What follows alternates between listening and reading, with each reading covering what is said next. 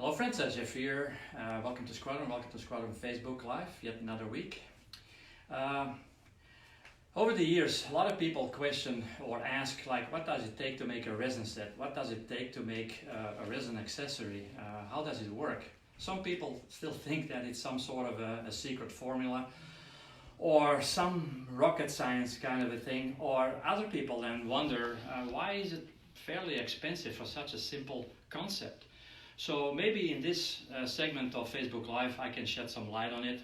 So why do I take you all, make a little field trip and take you all to the production area, and I can show you what it's all about.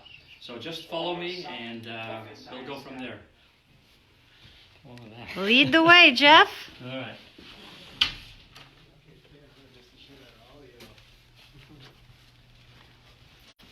Walking into the King's Dominion. Well, here we are. This is our production area. Today is Friday. Basically, they have half a day off. So let's move to the resin room, where I can see Javi is waiting for us. Now, Javi is our resin resident.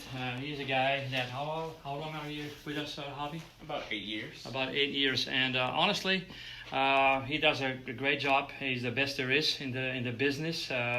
It takes a while to really to learn this, because it's very meticulous, it's time consuming, it's labor intensive, and you have to have an eye for detail, which he has. So he can spot a bubble from a mile away. So he does a great job. So he's going to show us, in a way, we're going to talk about it, but he's going to show us a couple steps, and we made some. We did some preparations, but with a couple basic steps, hopefully we'll be able to explain what it takes from a master all the way to production, to packaging, and then end up hopefully on your workbench. So let's say we start with a concept. We think about making something, a new kit's coming out, let's say a B25 in this case. So what we do, we try to either look on the internet, Google it on the internet to find pictures. Sometimes we go to museums and we take measurements and all kind of pictures. That is sent to an artist. Either we make it by hand, or these days it's more like 3D printing, because it gives you more quality. So let's say we start with a wheel, take all kind of pictures like from all sides, and then it's transferred to a CAD drawing. So computer assisted drawing, and also it's going to be drawn from, is that a correct word? Drawn is a word. From all kind of sides, and then it goes to the printer. So the printing machine, a 3D printing machine. Hold it still, and so I think this is how it looks. It's made out of some sort of a resin material. I don't know what it is. There is several media that they have, but basically it arrives at our place like this. So what we do now, first of all, this is called the master. This is the masterpiece. So what we do, we put it on a base, and then we box it in. We make like a box around it, and so it looks like this. So you can see it's all trapped in there. And now we're going to pour RTV over it. So Javi's going to show how we do this. Are we going next door into the casting center? All right. Following the leaders. Okay. All right. So first of all, he already has it somewhat ready. So this is RTV, which stands for room temperature vulcanization, and it's basically rubber. It's a silicone, and he has to put like a 10% of a catalyst in there. So the rubber will be set overnight, and then in the morning we can demold it. So okay, go ahead, just do what you normally do. And he's creating a mold. Okay. Now he has to do it very meticulously, because it's about 10%. It's 1 to 10 as far as hardening and base. So the ratio has to be correct, because else you run into complications.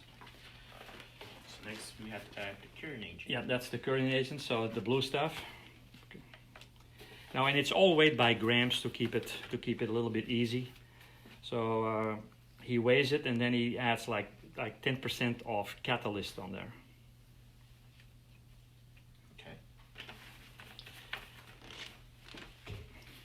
afterwards, I gotta make sure that I mix it pretty well. Yeah, it needs to be mixed really, really well, because if you leave like a couple of soft spots in there, like we call it, that will actually destroy the mold from the inside, and you have to start all over again. So again, here the eye for detail, patience, and if some people wonder why resin is so basically expensive for the little stuff that you get, like I said, it's very labor intensive. The materials are expensive, and also every part actually that you pour has to be manipulated like several times by several people. So that's why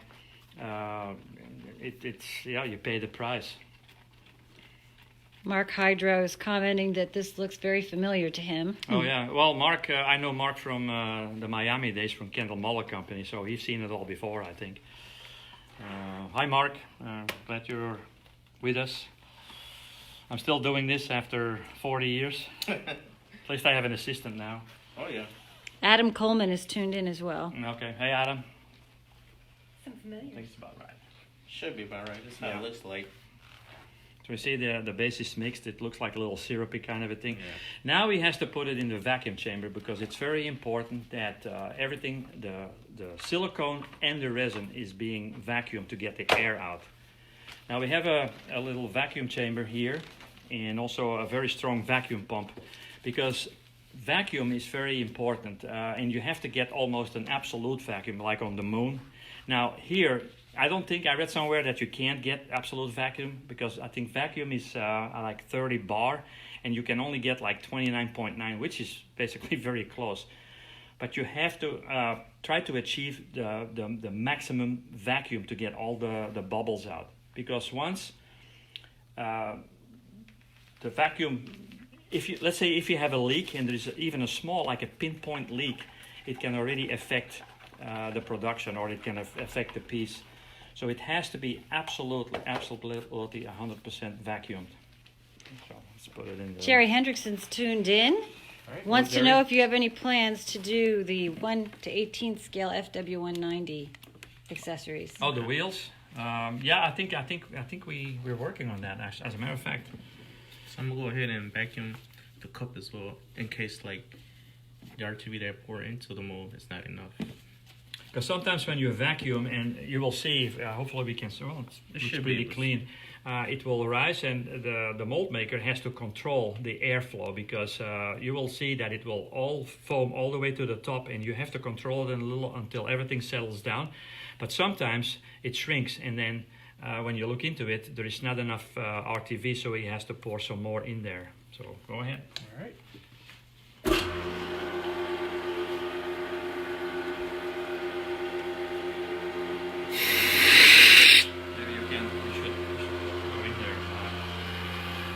Focus on that. This one? Yeah. Oh, wow, look at that. And it's manually controlled, the foam. Yeah, you have to manually control that, because then it will flow over. Once it does it a few times, it will all settle down, and then that means that all the air is out, and then you can let it go. So he balances it now at the edge, and that's where he keeps it a little bit, so it goes up and down. Takes about a minute.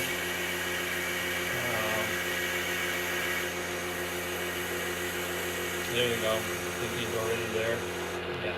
So now it implodes, and now you can let it sink all the way to the bottom, and then let it sit there for about 10-15 seconds, and then you can shut the valve off and shut the pump off, and then we'll see if he needs to pour some more in or not. Okay. Go ahead.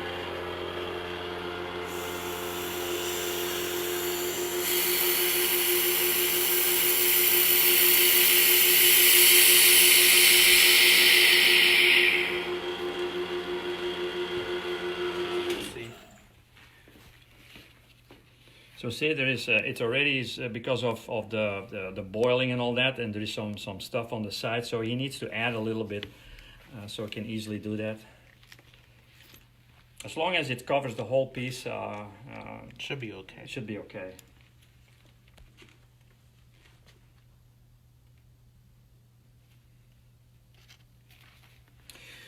So when that's done, now he has to put it away for at least between 12 and 24 hours, all depending on how much RTV there is. But he has to pay. So we always leave it overnight, so we already, like I said, we already prepared some stuff. So on this one here. So this is what it looks like after it hardens and dries. So you see, it's all hard now. So now, the moment of truth. yeah. So here you go. All right. So what we're gonna do is go ahead and demold this.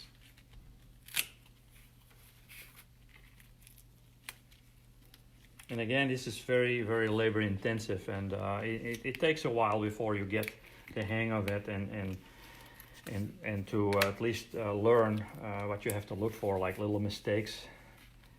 Yeah, all the residue he's cutting off. Because resin production is pretty messy. So from the beginning, you have to be really pay a lot of attention on how you manipulate a mold. Because the more you work on it, the cleaner you keep it, the easier it is when you go into production.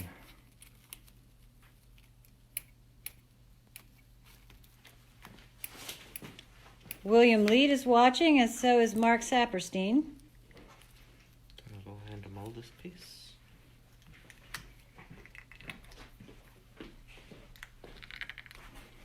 So now he's demolding. A lot is done by hand because you have to really be very close to almost manipulate the mold out of the piece out of the mold. So here we have it. So now we have a production mold. So that means not a production mold. This is our master mold. Now this mold is going to be poured 6 times, and he's going to demonstrate how we pour resin in there. But it's going to be 6 times. So we make actually 6 copies of the original. So we have production pieces, and it's going to look like this. So after he poured that mold like 6 times, he has 6 wheels, and these wheels, they are recycled every time because these are absolute exact copies of the original. So and usually we pour between 6 and 10 copies, and these are always kept basically in a safe place because every time we have to make a new mold, we use the same pieces. We call this the actually production mold. So now he's gonna go over and start basically resin production. He already has a couple molds prepared, but let's just show how. All right. So these are 2 molds Okay. that we're going to be using for this dish. All right. So what he's gonna do now, he's gonna mix some resin, and we use polyurethane resin, and we use those like a 50-50. It's like an A and a B base, so you have to mix them. And then once you mix them, a chemical reaction starts immediately to basically set the resin, and it will become like a solid piece. And that usually takes around, before demolding, it usually takes about 2 hours, and then the pieces are ready to take out of the mold. Now, when he's doing this, he only has about 1 minute to do this, because after 1 minute and 30 seconds, approximately, let's say after between 50 and 80 seconds, if he doesn't speed up the process, he's gonna be in trouble, because then the resin really starts to get hard, and there's nothing he can do anymore than just throw it away. So he really needs to be on his game while he's pouring the resin.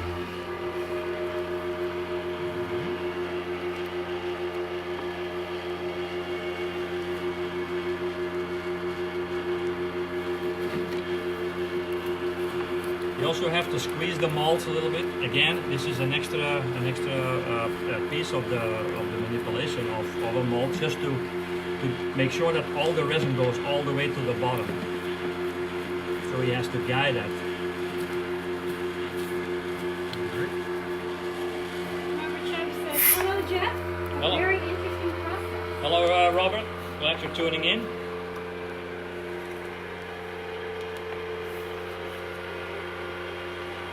So the resin also will boil over like the RTV, but not as bad. So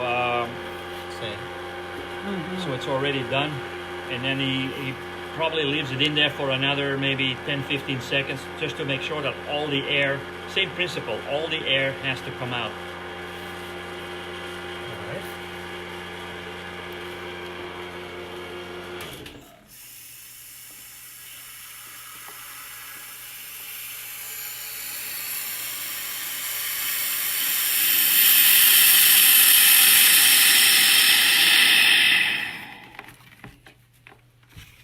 Voila. Again, sometimes, you know, when it overflows, then you have to add a little bit. So that should be fine. So now, well, explain. So right now, I'll just go ahead and wipe off all the excess resin from the molds. So if I don't do it, it's gonna be it's gonna be a little hard to like pop the pieces from the mold. You always have to leave a little reservoir in there so we can fill it up. So just to make sure that all the cavities stay filled during the process of vacuuming. So, but once the vacuuming is done and the lid is opened, then he needs to scrape the resin off immediately, because if you leave it on there, it will become a solid piece, and then he's going to have a lot of work to separate those pieces. So it's also very important to clean the mold as good as possible. That will help during the demolding process. The more he scrapes off it, the cleaner he keeps it, the less work they have in cleaning the pieces separately when they come out. Patrick McCartney says hi to you, Jeff.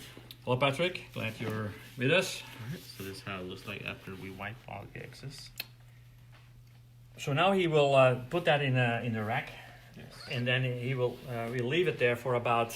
It all depends on the amount of resin. The more resin you pour, or the more volume of resin, the faster it dries.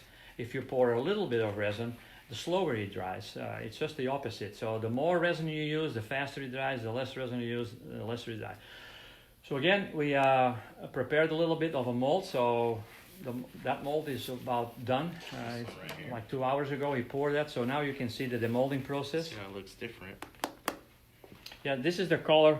You know, whenever So that's what it looks like when it cures. it looks like a little syrupy and it looks dark. Oh. But then when it cures, depending the color agents you put in there, Before and you afterwards. get that.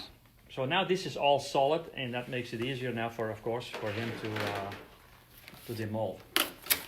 Now the molding, no matter what people might think, is very strenuous on the hands. You know, after a while you really get it's good exercise for your fingers, because the molding you really have to push with your fingers and work with your hands. These look like some Squadron dioramics pieces. Yeah.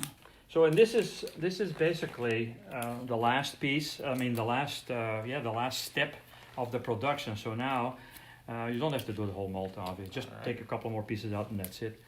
So this is whenever he's done with the demolding, then you have a complete set. Now, as you will see, there is still some flash here on there, and that's been scraped off. We also, again, it's another step in the production to keep it at least a little presentable. We take all the excess, the flash off, and we make it a little bit cleaner, so it looks better in the packaging. And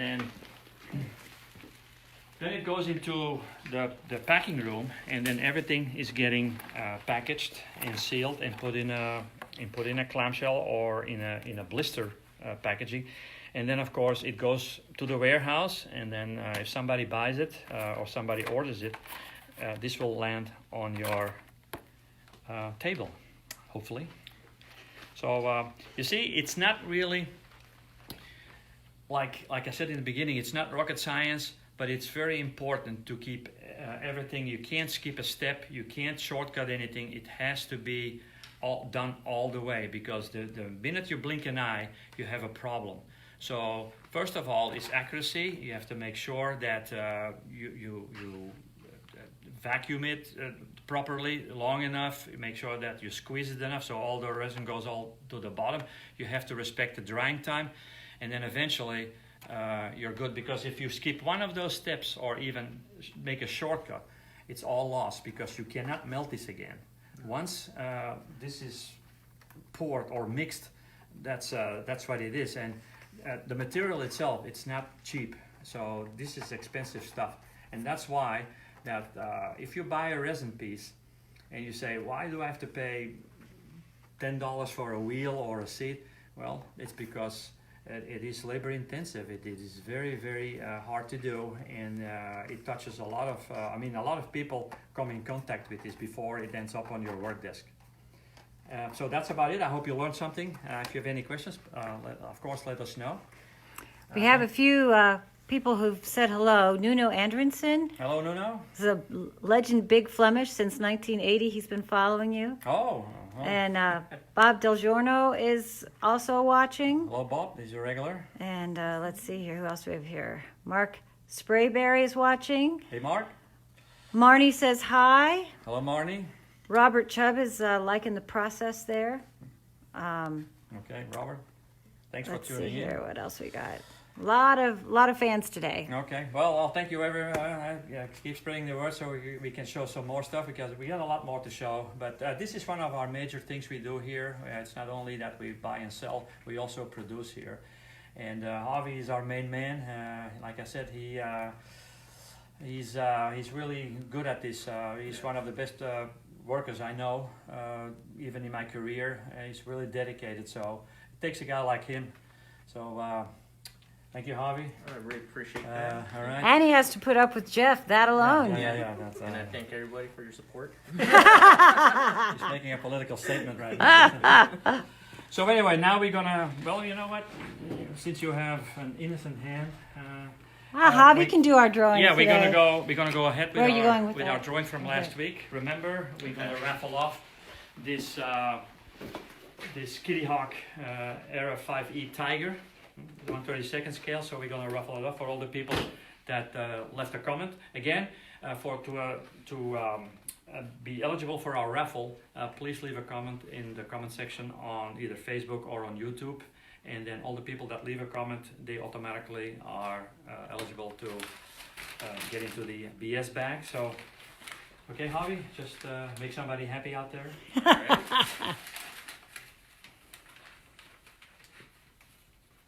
Let's see who it is. It's William Mann. William, if you're watching, you want this nice kit from Kitty Hawk, please call our customer service with your address so we can send this out to you, or contact me through the help desk. So William Mann, congratulations. This kit is for you. So again, leave or call our customer service so we can get this kit out to you as soon as possible. So next week's raffle, we're gonna raffle this one off. It's a trumpeter BMPT Kazakhstan Army. So that's for next week's raffle. Again, leave a comment in the comment section, either on YouTube or on Facebook. Share everything, please, with your friends and family. Also, follow us on Twitter, Instagram, Facebook, YouTube, and spread the word, because we would like to show some more, do some more, and also don't forget, of course, to check our website at Squadron.com for anything that's new or new deals on a daily basis. And then I just have to, the only thing I can do is, from all of us, especially from Javi and me, wish you a very, very good weekend. Stay dry, because it's raining at the moment. And for now, I guess that's it. I'll see you guys next week. Jeff E here, signing off.